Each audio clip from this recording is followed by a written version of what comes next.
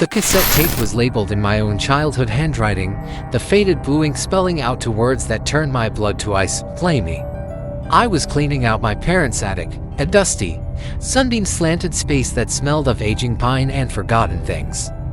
It was a chore I'd put off for years, but with Mom and Dad finally downsizing, it fell to me.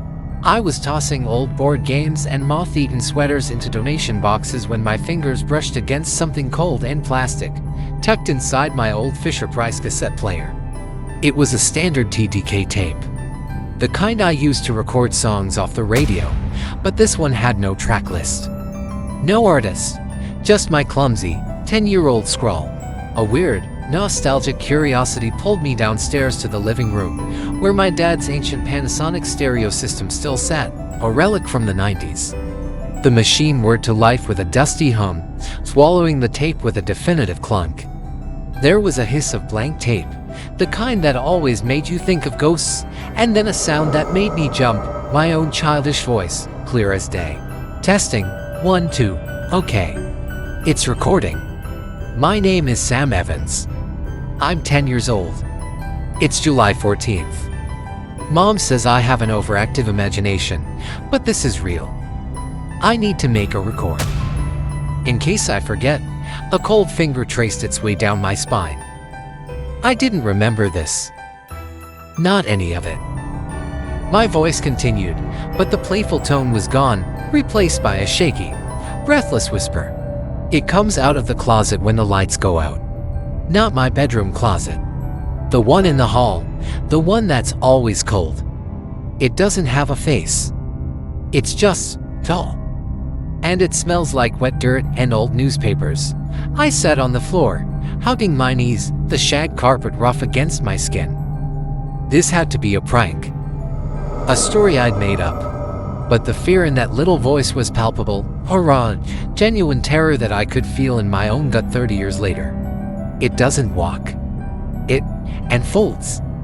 It unfolds itself from the dark, and it stands at the end of my bed. It doesn't want to hurt me. It wants me to follow it. It wants to show me where it's so cold. The recording was punctuated by the sound of ragged breathing, little hitched sobs that were unmistakably mine. I heard the rustle of bedsheets, the creak of a mattress. He was whispering now, a frantic, desperate plea. It's here.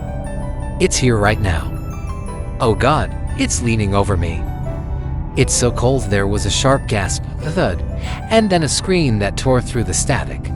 It was a sound of pure, unadulterated horror, a child's shriek that held a depth of terror no child should ever know. It was my voice, screaming, "Help me, please, someone help me, it's taking me." It's taking. The scream was cut off abruptly, replaced by the empty, hissing silence of dead tape. I was frozen, my heart a frantic drum against my ribs. The living room, once warm and familiar, felt alien and thin, like a photograph over something much darker. I didn't remember this. I didn't remember any of it. A forgotten nightmare, maybe. A childhood fever dream. But then, as the hiss continued, a new sound emerged from the speaker. It was faint, almost buried in the static. A dry, rustling sound, like pages turning slowly. And then a voice, not mine this time, a low, papery whisper that seemed to call out of the tape player and into the very air of the room. It was a voice made of dust and decay. "Sam," it whispered. "We're still waiting for you to follow." The tape ended with a final, deafening clunk. I scrambled back from the stereo, my breath caught in my throat. The attic. The hall closet. I hadn't opened it yet. It was the last thing to be cleaned out. I looked up from my spot on the floor, my eyes drawn down the hall, and from the narrow gap under that door, I saw it, a slow, creeping tendril of darkness, spilling out onto the hardwood floor, colder than any shadow has a right to be.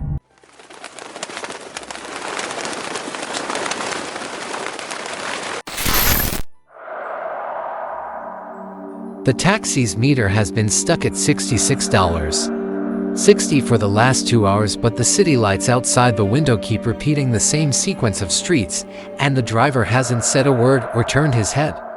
Since I got in, I'd hailed the cab after a late shift, exhausted. The car was an old, boxy sedan that smelled of stale cigarette smoke and lemon-scented disinfectant, a cloying combination that clung to the back of my throat. The partition between the front and back seats was thick, scratched plexiglass, and the driver was just a silhouette, a cap pulled low over his head. I gave him my address on the north side. He just grunted and pulled away from the curb. The first sign something was wrong was the silence. The radio was off. There was no sound from the engine, no hum of tires on asphalt, just a profound and natural quiet. The second sign was the fog. It rolled in from nowhere, a thick, yellow-gray haze that swallowed the familiar landmarks, leaving only the ghostly outlines of streetlights and the repetitive glow of the same donut shop, the same laundromat, the same closed-down movie theater, passing by the window again and again. "Hey," I said, my voice too loud in the silence, "I think you missed my turn. You need to turn around." The silhouette didn't move. The car didn't slow. I leaned forward, tapping on the plexiglass. "Hello, can you hear me? I need to get out." No response. The only movement was his gloved hands on the wheel, making minute adjustments as we navigated the same endless loop. Panic began as a cold trickle in my stomach. I tried the door handles. They were locked, and there were no interior release levers. They'd been removed. I fumbled for my phone. No service. The screen showed a single, flickering bar that died no matter what I did. The clock on the phone and the clock on the taxi's dashboard were both frozen at 3:03 a.m. I started yelling, pounding on the partition. "Stop the car. Let me out." My fists made dull thudding sounds against the thick plastic. The driver remained perfectly still, a statue guiding us through this silent, fog-choked purgatory. The smell in the car began to change. The fake lemon scent was fading, being replaced by something older, drier, the smell of dust and forgotten places, like the inside of an old coffin. That's when I noticed the meter, $66.60. It hadn't budged. I stared at the number, a cold superstition gripping me. I looked out the window. We were passing the same donut shop for what felt like the 10th time, but this time, something was different. Standing under the flickering neon sign was a figure. It was me. I was staring back at myself from the sidewalk, my face a mask of absolute terror, one hand outstretched as if to stop the car. Then the fog swallowed it. I screamed, scrambling back from the window. The car hit a pothole, jolting me. Something clattered into the footwell. It was a small, laminated ID card tucked into the seat crack. It must have been from a previous passenger. I snatched it up. It was a driver's license. The name and address were faded, but the photo was clear. It was the silhouette of the man driving me. The expiration date was 1987. My blood ran cold. I looked from the photo to the back of the driver's head. The car began to slow. For the first time, we were deviating from the loop. We were turning down a narrow and marked alley I'd never seen before. The fog so thick here it was like driving into a wall of wool. The car rolled to a silent stop. The driver's gloved hand reached up and flicked a switch. The locks on the doors clicked open. He still hadn't moved. He hadn't turned. He just sat there, waiting. The alley was dark, the fog pressing against the windows. This was it. My stop. The meter suddenly flickered, the numbers vanishing and being replaced by a single, glowing word that burned in the dim light. Arrived. I am frozen in the back seat. The door is unlocked. I can leave, but I can't make myself move, because the driver is still waiting. And I know, with a certainty that chills me to my soul, that the moment I step out into that fog, the moment the door closes behind me, the taxi will drive away, and it will find another passenger, and the meter will reset. But I will still be here, in this alley, forever, another landmark on its endless, looping route.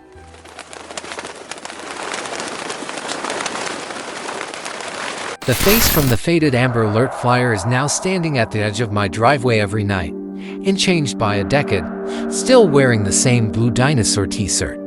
It started a week ago. I was taking out the trash, the motion sensor light flooding the concrete, and there he was. Timmy Brennan. His name and face were seared into my memory from the endless news cycles 10 years back. He looked exactly as he did in the pictures, 6 years old, tousled brown hair, a smattering of freckles across his nose. He just stood there, blinking in the harsh light, his small hands clutching the straps of a backpack that looked brand new. "Are you my new mom?" he asked, his voice a tiny, hopeful thing. I stumbled back into the house, my heart trying to beat its way out of my chest. I called the police, my words tumbling over each other. They found nothing. No footprints. No disturbed grass. Just me, a hysterical woman seeing things in the dark. But he came back the next night. And the next. Always at the same time, just after dusk. Always the same question. "Are you my new mom?" His voice never rose above a polite, almost shy murmur. He never stepped onto the driveway, remaining just at the border where the concrete met the lawn, as if held back by an invisible fence. The street was always silent when he appeared, no cars passed, no neighbors were out. It was just us, under the buzzing porch light. I stopped going outside at night. I drew the curtains tight. But I could feel him out there. At 8:17 p.m., the motion sensor light would click on, flooding the living room with a faint, orange glow through the fabric of the curtains. He was there, waiting. I'd peer through a tiny gap in the blinds, and his eyes would be fixed on the window, as if he could see me perfectly. His expression wasn't menacing. It was patiently expectant, hopeful. That was the worst part. Last night, the silence broke. The familiar click of the light was followed by a new sound. A soft, scraping tap on my front door. Not a knock. It was the sound of small fingernails dragging down the wood. Then, his voice, clearer than ever, right on the other side of the door. "I'm cold out here," he said, and I could hear the faintest tremor in his voice, a child's genuine plea. "Can I please come in? I'll be good." Every instinct screamed at me to run upstairs, to hide, to call the police again. But a deeper, more horrifying urge took hold, a morbid, crushing need to see him up close. To know. I crept to the door and looked through the peephole.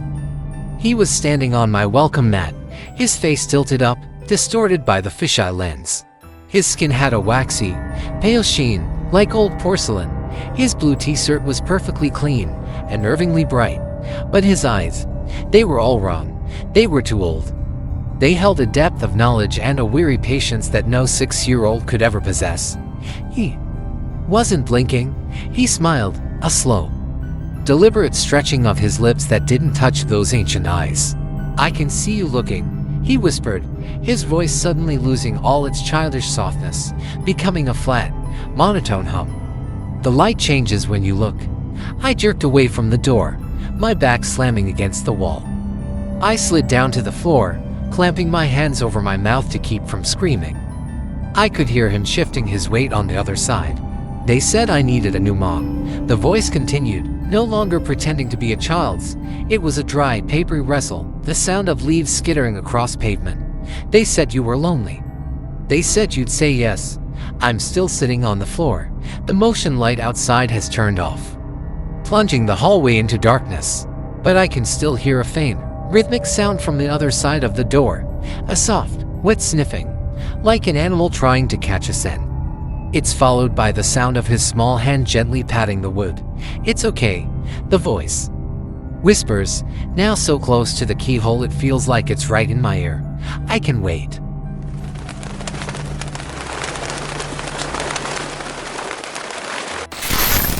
A while back, I accidentally called the wrong number on my cell phone. I was trying to call a mechanic to work on my car that had an oil leak. However, I must have dialed wrong. When someone picked up the phone, it was a man's voice who asked why I was calling in a sort of strange tone. I said my name and I asked if this was a mechanic that I was trying to reach. He said no. And once again in a strange tone, he asked me why I had called that number. I said that I must have dialed wrong by mistake and I didn't mean to, and I apologized. The person on the other end of the phone just said, "Okay," then they hung up. The whole interaction just seemed really weird to me, but overall I was glad that it was over. I dialed again, and this time correctly got the mechanic that I was going for. But not long after I got off the phone with the mechanic, there was a call back from the first number that I had called. I answered and said hello, but was hung up on immediately without anybody saying anything. I didn't know if it was a mistake or what, but after that, they didn't call me again. So during this time, I was renting a house and I lived by myself. The house was pretty small and it was on a street with a lot of other houses, fairly populated. It was common to see people walking down the sidewalk and cars parking on the side of the street as well. But despite that, I started to notice strange things. The first was that I saw this car parked right across the street from my house really late at night. This was the very next night. I am not sure exactly how I noticed the car parking right away, and I think I just happened to be near the window and noticed it. But this man got out and he just kind of stood around by the car. He was looking around and I moved away from the window, but I kept watching him. The man looked in the direction of my house several times like that was his main focus. By now I was suspicious. However, the man did not really do anything. After about 10 minutes, he went back into the car. He didn't drive away though. Before going to bed, I saw that he was still in the driver's seat of that same car, and that was like half an hour later. I was really weirded out. Nothing seemed to happen though, and the next morning he was gone. The next day I saw these two guys walking down the street, but this time it was during the daytime. They were both wearing sunglasses, and I only noticed them because they went back and forth down the sidewalk a bunch of times. They kept passing by my house and kind of glancing over. They went by at least 10 times in the span of an hour, and I had never seen them before prior to that. They also weren't doing any work or anything like that. I didn't know what was up with them. Then later on that night, I was passing by the front of the house and I caught somebody running out of my front yard. I couldn't tell who it was other than it appeared to be a man, and he ran off down the street and out of my sight. Things like that hadn't been happening prior to this. I didn't know what was going on. There were more small things that happened that I am not really sure about, things like cars pulling into my driveway just to turn around, people walking down the street late at night, or unknown vehicles parking on the side of the road across from my house at all hours of the day and night, and the driver never getting out. For like a week, these things happened all the time. I had no idea why. Slowly they decreased though and then seemed to stop.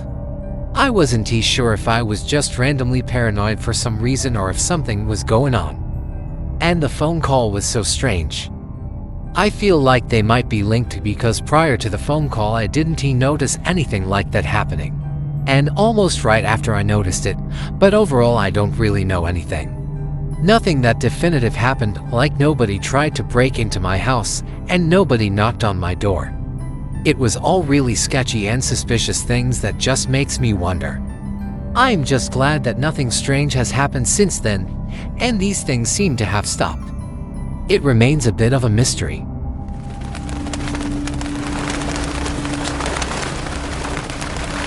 We were laughing, flipping through our wedding album, reliving the happiest day of our lives, when my wife's smile froze and her finger trembled over a photo, pointing at a pale, gaunt man none of us recognized. Standing perfectly still in the distant background, he was there in the next picture, and the next, in every single shot, from the ceremony to the reception.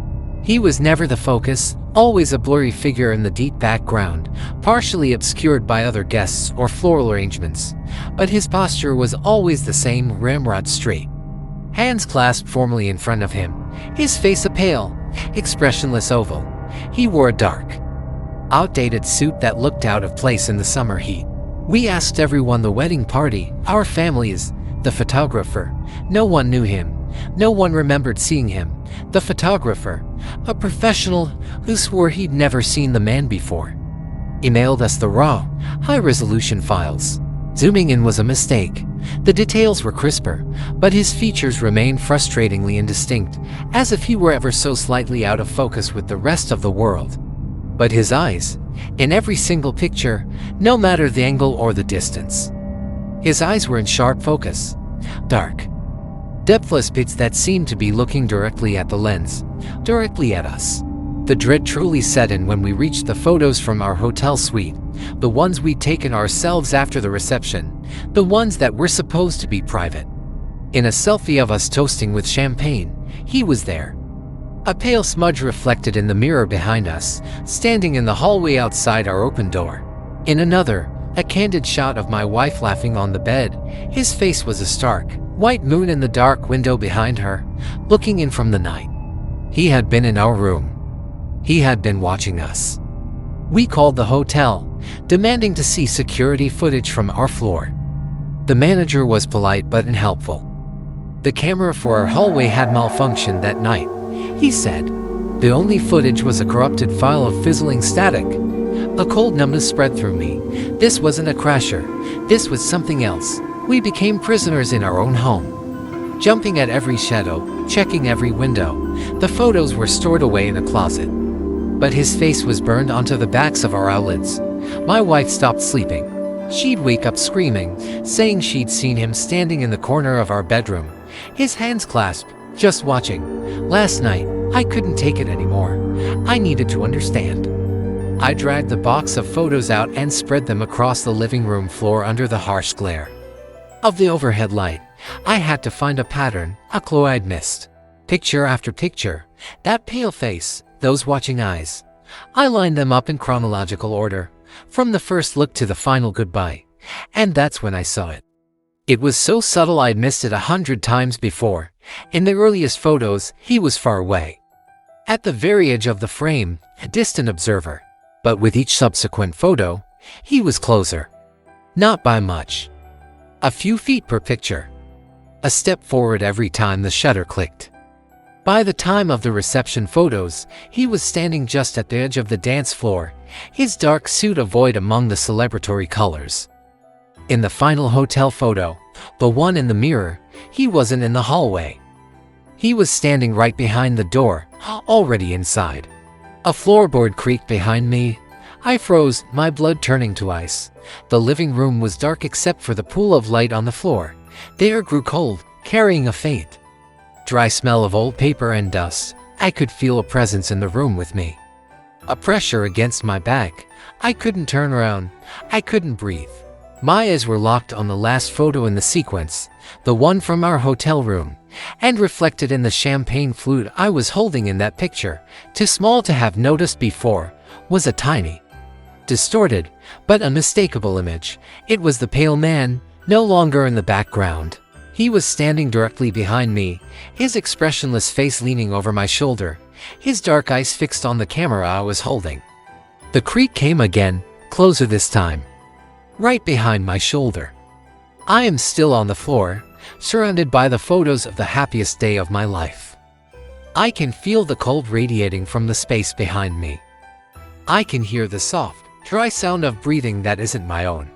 I don't need to turn around to know he's finished closing the distance. He's here, and from the way his hands are clasped in every picture, I know exactly what he's been waiting for. He's not here to watch anymore. He's here to join the family.